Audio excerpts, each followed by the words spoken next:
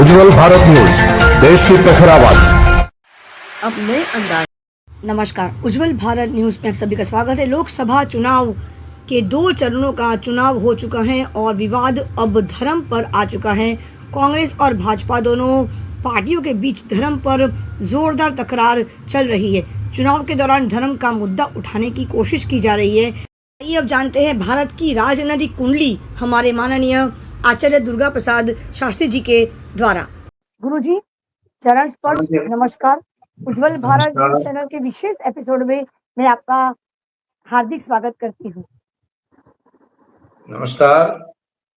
अच्छा, मैं उज्जवल भारत चैनल में आपने हमें बुलाया, इसलिए मैं उज्जवल भारत चैनल का खूब खूब आभारी हूँ। मैं आचार्य दुर्गा प्रसाद शास्त्री अहमदाबाद से बात कर रहा हूँ। गुरुजी, आज का जो मुख्य विषय है, पता ही है कि हमारे देश में लोकसभा के चुनावी माहौल पूरे देश में पहला चरण हो चुका है, दूसरे चरण में हम लोग चुनावी माहौल में आ चुके हैं। लेकिन ज्योतिष शास्त्र के तहत अगर हम बात करें तो देश का राज तिलक नामों के आधार पर, संख्याओं के आधार पर, न्यूमरोलॉजी और एस्ट्रोलॉजी के आधार पर, ज्योतिष विद्या के आधार पर आप उस पर चर्चा करेंगे। आज विशेष चर्चा होगी कि जो लोकसभा का चुनाव है वो किस दिशा में जाएगा और हमारे देश का राज तिलक किस प्रकार से होगा और किस दल का नाम भले हम ना ले सके, लेकिन ज्योतिष विद्या क्या कहती है कि चुनावी माहौल कैसा रहेगा, देश का जो भविष्य है, राजनीतिक भविष्य, वो कैसा रहेगा, उस पर चर्चा करें आप।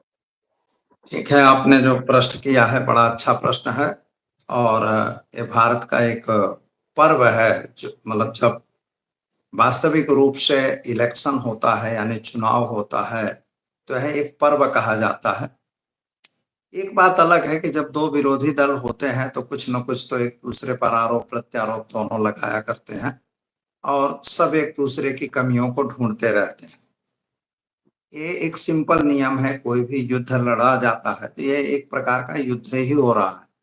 यहाँ पर जो स्थिति है, मैं आपको वास्तविक रूप से भारत के इस वर्ष की कुंडली से, पहले हम वर्ष कुंडली पे जाएंगे और वर्ष कुंडली से हम इसका आकलन करेंगे कि actually what is the position, देश की क्या परिस्थिति है।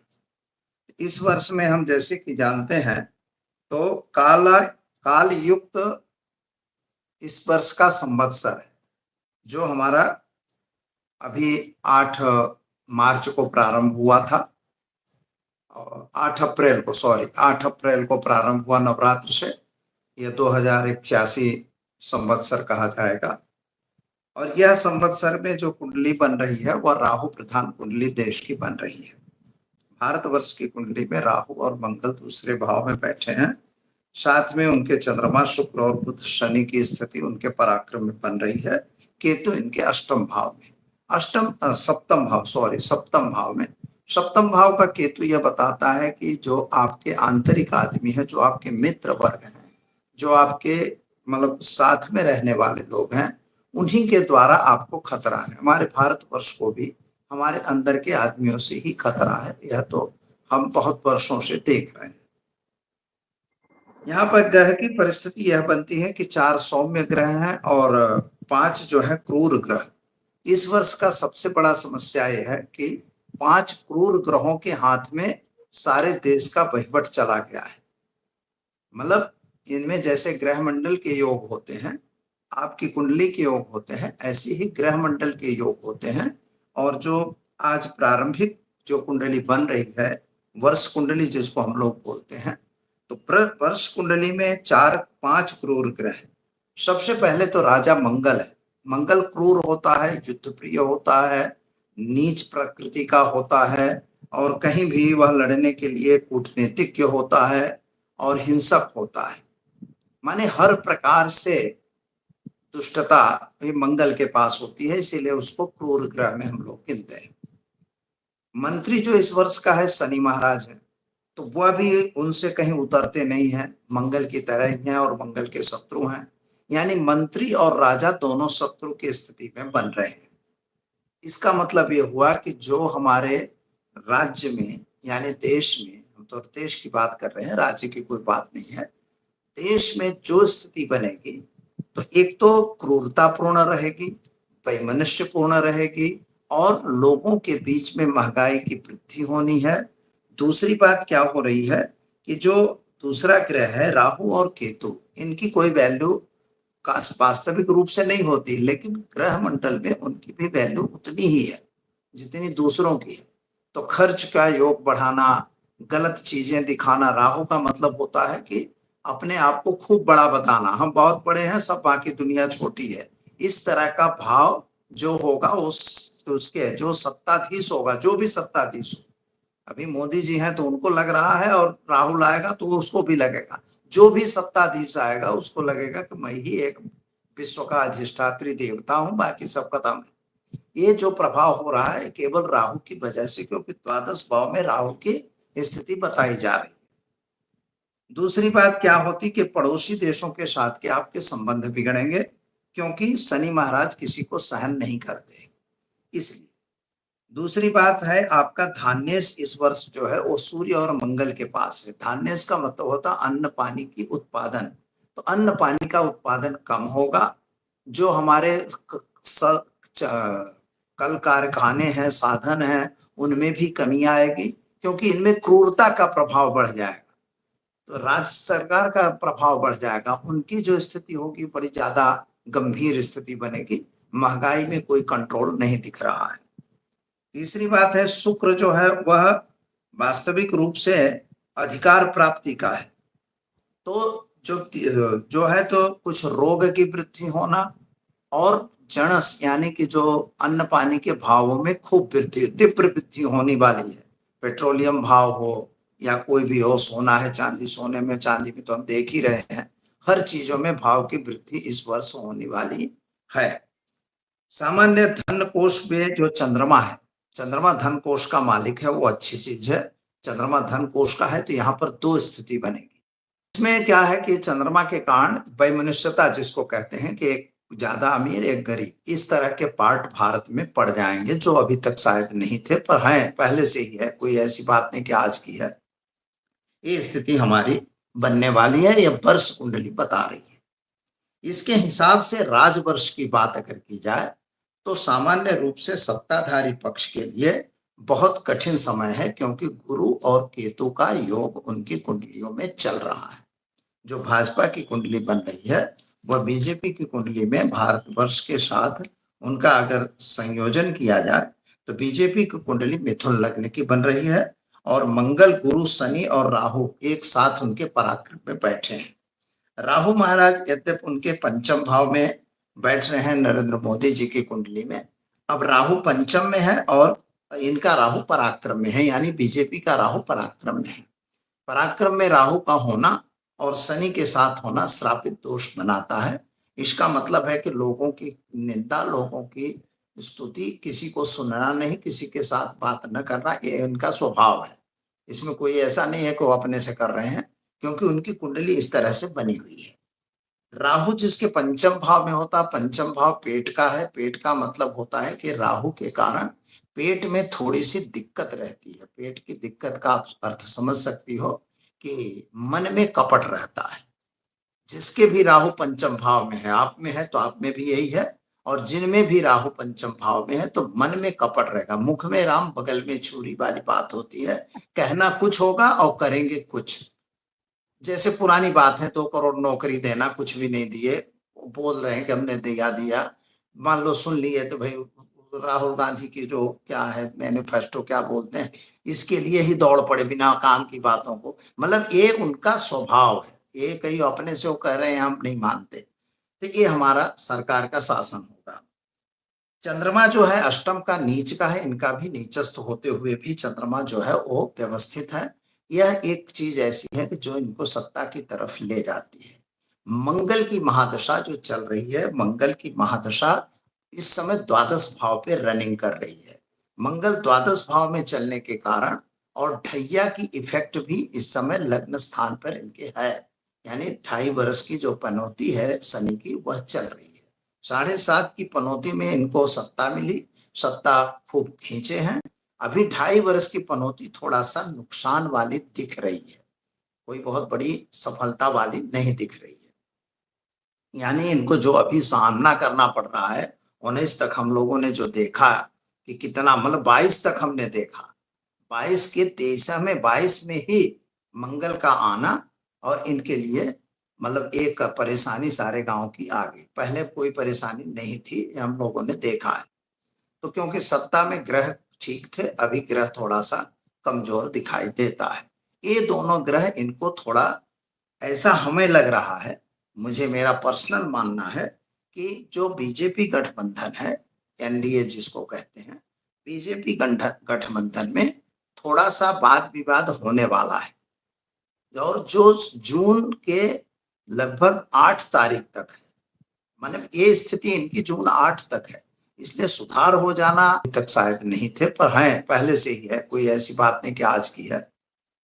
ये स्थिति हमारी बनने वाली है, यह वर्ष कुंडली बता रही है।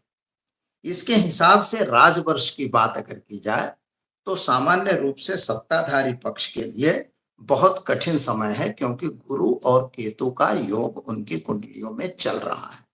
जो भाजपा की कुंडली बन रही है वह बीजेपी की कुंडली में भारतवर्ष के साथ उनका अगर संयोजन किया जाए तो बीजेपी की कुंडली मिथुन लग्न की बन रही है, और मंगल, गुरु, शनि और राहु एक साथ उनके पराक्रम में बैठे हैं।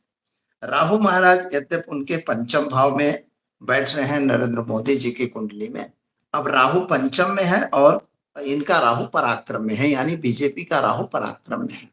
पराक्रम में राहु का होना और शनि के साथ होना श्रापित दोष बनाता है।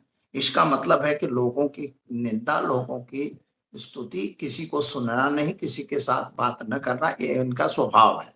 इसमें कोई ऐसा नहीं है कि वो अपने से कर रहे हैं, क्योंकि उनकी कुंडली इस तरह से बनी हुई है।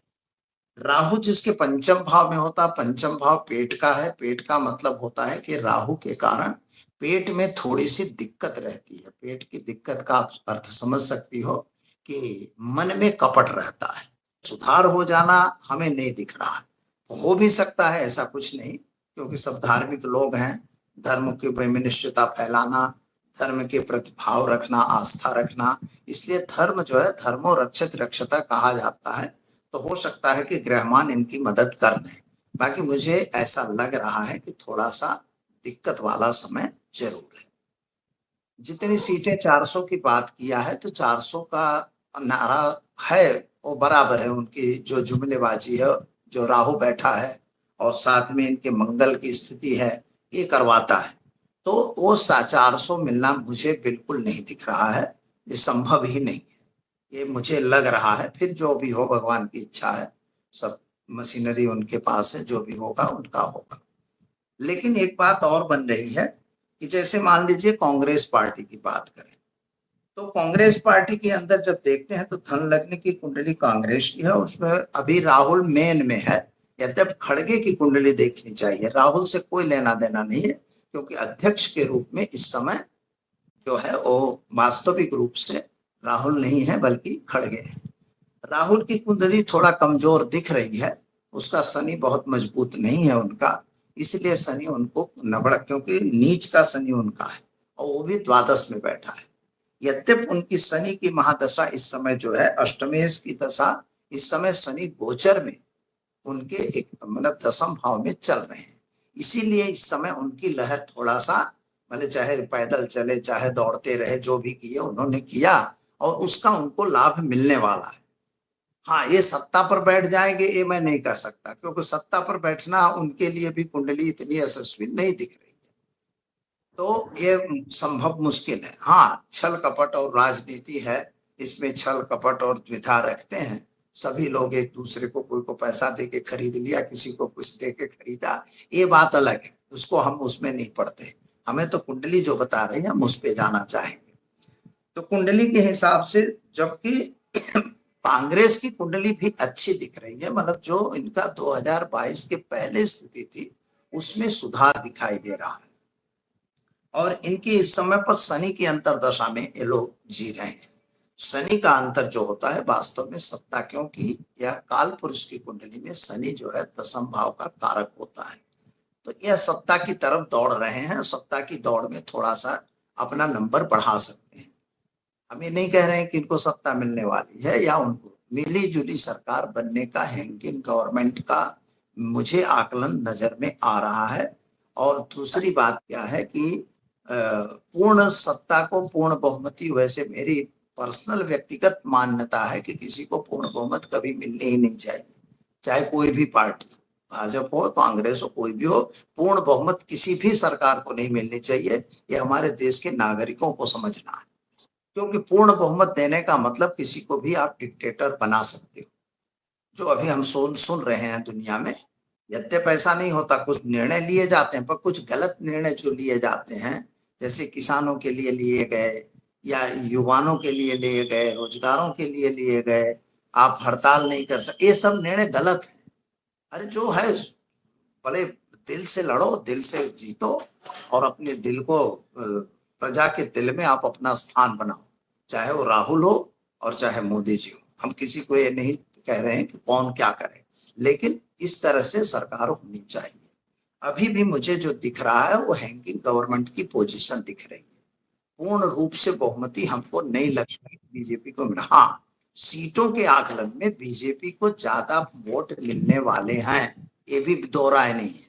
यानी सत्ता पे तो जाके आखिर में यही जाएंगे, लेकिन किसी के जल बल से जाएंगे जब, तो वो अच्छा रहेगा, क्योंकि कोई मनमानी अपना नहीं कर पाएंगे। तब उस समय ये सब एक दूसरे से पूछ के करेंगे, जब पूछेंगे तो देश के हित का निर्णय हमेशा होता रहेगा।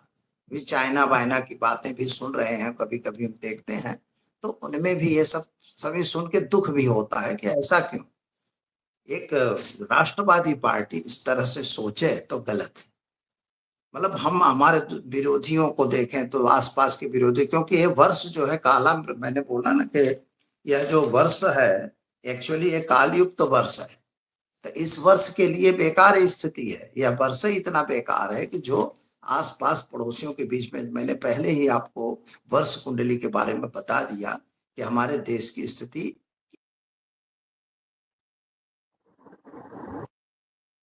बन रही है, विश्व की है, कोई हमारी नहीं है। तो इस कुंडली में ही बता रहा है कि एक दूसरे से वैमनस्य होना, युद्ध होना, तो देख ही रहे हो, इराक देखो, ईरान देखो, जहां भी देखो युद्ध किस पर है क्या। हमारा युद्ध नहीं हो रहा है, कुछ अच्छा है, बचे हैं। बाकी यहाँ भी हो सकता है, गृह युद्ध होने की तैयारी होते होते रुक जाती है, मतलब गृह युद्ध जैसी स्थिति बन गई है। तो ये सब चीजें, वैमनस्यता आपस में होना, ये सब चीजें जो है वो वर्ष की कुंडली बता रही। तो ये स्थिति बंद नहीं होगी। ये हम कहते हैं कि नहीं मोदी जी आ जाएंगे बंद होगी, या राहुल आ जाएंगे बंद होगी, या कोई भी आ जाएगा, कुछ भी नहीं होने। INDA आए कि कोई इंडिया आए कि कोई भी आए, कोई भी पार्टी कुछ नहीं रोक सकती, क्योंकि वर्ष कुंडली में ग्रहों की स्थिति जिस तरह बनी है उसी तरह रहेगी। तो मेरा आखिरी निर्णय ये है कि मतलब इस वर्ष की जो कुंडली होगी उसके हिसाब से बीजेपी की कुंडली और नरेंद्र मोदी की कुंडली, दोनों का आकलन, राहु की और कांग्रेस की कुंडली के आकलन में दोनों में से बीजेपी को ज्यादा सीटें मिल रही हैं, यानी सत्ता की तरफ ज्यादा दौड़ बीजेपी को मिलती दिख रही है। फिर भी हैंगिंग गवर्नमेंट की संभावना ज्यादा है। बराबर। गुरुजी बहुत बहुत अच्छी आपने जो कुंडली बताई है कि राज तिलक जिसका होने वाला है, भविष्य बताएगा। चुनाव के बाद परिणाम घोषित होने के बाद पता चलेगा कि आखिर हमारे देश में सत्ता किसकी होगी। हाँ, सत्ता एक के तरफ लिए तो बीजेपी। क्या होगा। हाँ जी, सत्ता के लिए तो क्या है कि भाई उनके पक्ष के निर्णय होंगे ना, उसमें हमारा तुम्हारा कुछ चलने वाला नहीं है। भाई मान लो सत्ता पे आ गए तो भाई वो गडकरी जी को बना दें, मोदी जी को बना दें, शाह जी को बना दें, किसी को भी बना सकता है, वो उनके पक्ष का निर्णय है, हमारा निर्णय उसमें कुछ नहीं होता। सत्ता की तरफ इनकी गति ज्यादा है, ये कन्फर्म है। और आने वाले समय में जिस तरह से आपने कहा है कि भारत की कुंडली, राजनीतिक कुंडली जो आपने विश्लेषण किया है, अब एक आखिरी महत्वपूर्ण सवाल ये है कि कितना विरोध पक्ष कर सकता है, कि उनकी गति कितनी होगी? देखिए, दोनों की कुंडली को देखा गया है और दोनों की कुंडली से ही ये आकलन लगा है। विरोध पक्ष भी कमजोर नहीं निकलेगा, वह भी कमजोर हम मान रहे हैं, गलत है। विरोध पक्ष भी कम से कम तो जैसे जो इंडिया का गठबंधन बना है उसका भी पावर चलेगा। अभी जो दो चुनाव हमारे हुए, 2 दिनों के, दो महीनों के, तो दो चुनावों में, 2 चरण के चुनावों में स्थिति ये बन गई कि मतदान बहुत कम हुआ है। एक सिद्धांत है कि जब मतदान कम होता है तो अक्सर गरीब लोग मतदान करते हैं और दूसरे लोग मतदान करते हैं। मतलब हमारे बीजेपी के जो पक्षधर थे उन लोगों ने मतदान नहीं किया। सबसे बड़ी चिंता का एक विषय ये आया है कि जो युवा वर्ग है, जो हमारा युवा वर्ग को वास्तव में करना चाहिए मतदान, उनकी केवल 18% युवाओं ने मतदान किया है। जब नए युवा जिनको एक हर्ष होता है कि मेरा फर्स्ट टाइम मैं मतदान करने जाऊंगा, उन लोगों ने मतदान नहीं किया। हमारा ये आकलन है कि हो सकता है कि बेरोजगारी के कारण नहीं किया, उनको लग गया कि हमारा कुछ अब होने वाला नहीं है। तो ये भी एक सत्ता के प्रति निराशा की बात होती है, तो इसलिए उनका कम होने वाला है मतदान। क्योंकि इनका अगर 60, 65, 70% रिजल्ट आता है मतदान, तो 100% बीजेपी को वोट ज्यादा मिलते हैं। उससे कम आता है तो सिंपल आकलन ऐसा है कि उनको सत्ता से थोड़ा दूर रखता है। जी गुरुजी, बहुत-बहुत धन्यवाद, आपने समय निकाला और भारत के भारत का कुंडली जो ज्योतिष शास्त्र के हिसाब से आज आपने विश्लेषण किया है राज तिलक और राजनैतिक कुंडली के बारे में। इसके लिए आपने अपना अनमोल समय हमें दिया, उसके लिए मैं बहुत-बहुत आभारी हूँ। हृदय से आपका धन्यवाद करती हूँ। फिर किसी विशेष विषय को लेकर आपसे फिर एक बार मुलाकात होगी। उज्ज्वल भारत न्यूज़ चैनल की ओर से मुख्य संपादक सीमा भट्टाचार्य आपका धन्यवाद करती है। नमस्कार। एक बात और कह देता हूं कि हमारे ज़रूर। सभी भारतीय नागरिकों को हमारा नम्र निवेदन है कि आप बाहर निकलो और वोटिंग जरूर करो। यह आपका एक ही अधिकार है, 5 वर्ष में एक बार मिलता है। और यह भी अधिकार अगर आप वोट चाहे जिसको दो, लेकिन वोट जरूर दो। ये ना करो कि भाई वोट ही नहीं देंगे, जो करना हो कर लो, ये बात गलत है। हाँ, बिल्कुल। ईवीएम जो भी हो उसका टेंशन न करो, आप अपना वोट जहां डालना चाहते हो आप डालिए। बिल तो सभी भारतवासियों को इस छुट्टी की खूब खूब हार्दिक शुभकामनाएं। जय श्री कृष्ण, जय माता। जय श्री राम। नमस्कार। धन्यवाद।